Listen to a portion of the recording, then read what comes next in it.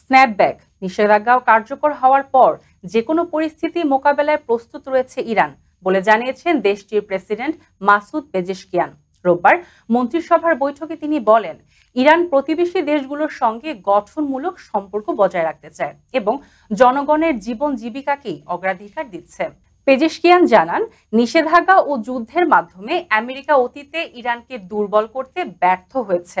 তিনি বলেন, বিশেষজ্ঞ ও জনগণের ঐক্যের উপর নির্ভর করে দেশ তেলের উপর নির্ভরশীলতা কমিয়ে উন্নয়ন কর্মসূচি আরও এগিয়ে নেবে। পারমাণবিক ইস্যুতে তিনি স্পষ্ট করেন, ইরান কখনো পারমাণবিক অস্ত্র অর্জনের চেষ্টা করেনি, ভবিষ্যতেও করবে না, তবে অন্যায় শর্ত মেনে নেবে না দেশটি। এদিকে নিষেধাজ্ঞার পর ইরানের অস্ত্র চুক্তি ও ক্ষেপণাস্ত্র কার্যক্রম বন্ধ হয়ে গেছে। স্থানীয় গণমাধ্যম বলছে, তেহরান পারমাণবিক নিরস্ত্রীকরণ চুক্তি থেকে সরে যাওয়ার বিষয়টি বিবেচনা করছে।